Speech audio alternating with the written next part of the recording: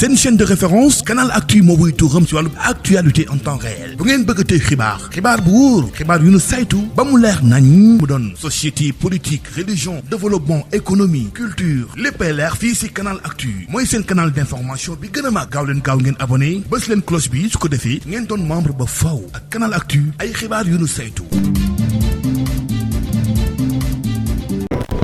waaye comme li maire yi wax rek loolu la ñuy wax parce que biñ ko laajee ne ko est-ce que nit ñi ñu ngi ñëw ci maire bi di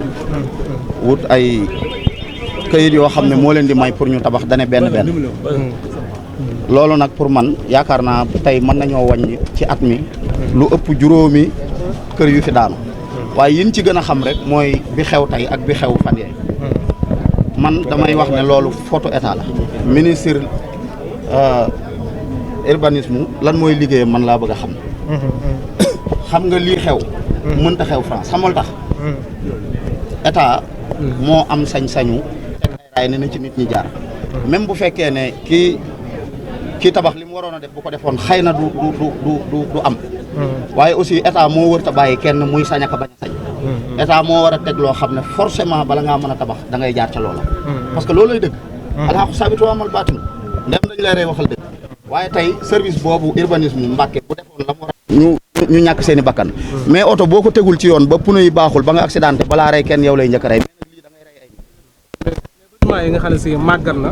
te nekk ci milieu bi ñu nekk nii yan taxawaay la ci kilifa yi waaw mooy li ma la wax xam nga tey ministre bi yor wàllu commerce nee na formé na lu mat 1000 senes yoo xam ne volontaire lañ dañuy xëy xool bitig yi ba xam suukar manqué na ba xam ñu ngi koy jaayee lañ ko war a jaayee ministre urbanisme bu defoon loolu te ñii nekk Mbàkke dañ ko war a yaatal te former leen parce que jéye ji lu ci ëpp Mbàkke lay xewee parce que nab bi il faut ñu sóoraale ko tamit am na ci loo xam ne xamuñu ñii tabax ñoo amul xam-xam wala air plus nangam yi nga xam ne dafa xew Touba parce que Touba location bi aussi dafa commencé rentable ndax tey ay appartement mi ngi dem ci 250 000 225 000 moo tax même ñi fi dëkk ak ñi fi dëkkul ak ñi fu nekk nit dafay jógee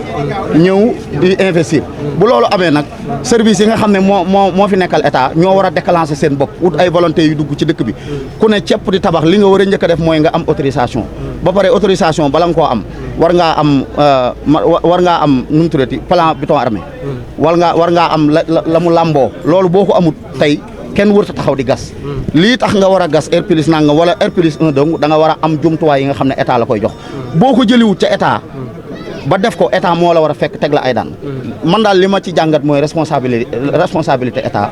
moo taxaw mu mel ne fii ñu nekk ni napp bi dañ ko fee nemmeeku at yi yan taxawaay la ñu war a am ci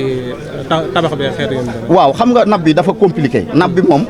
du mbir moo xam ne mbirum weer la wala ñaari weer wala ñetti weer parce que il faut ñu xam ne Touba dafa am napp ba pare lu mat 42 forages ñi ngi fi ñu tabax ko jamonoy Sëñ Fallou wala lu ko jiitu forage yooyu ci bëree bëri seen tuyau yi dafa dagg nekk ci biir ndox mi nekk ci biir kii bi forage yi tàgg te ndox mi war a génn dem ci nit ñi génnul kon day dugg ci biir suuf si loolu li gën a yaatal napp bi ci la bokk parce que tey lu jëm ci wàllu assainissement bi kër yi da koo jiitu kon loolu li fi mën a am rek mooy modification waxuma la forage yi nga xam ne ay tuyau fonte la tuyau weñ yoo xam ne depuis dëkk bi commencé la woon yu ci bëree bëri tey normal la tu dagg na xamoo fi mu dagg loolu li gën a menacé napp bi ci la bokk kon daal li xam naa ne daal service état yi tey ministre urbanisme tey taxawaay bi mu waroon a am bu ko amoon dama gëm naa ne mbir yi dina wàññeeku parce que buñ ci tegee kenn ay daan wala parce que nit ñi moom li jëm seen poste rek lañ xam waaye état sart bi mu teg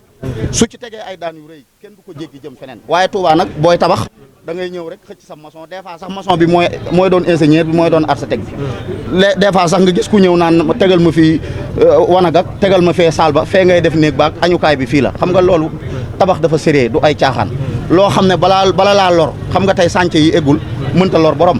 da ngay jël ay nit ñoo xam ne tey seen yoon nekku ci dend ak yow ñu rey leen ci maale foro li ma gëm daal mooy nit ñi moom na leen état surtout fii ci Touba ministre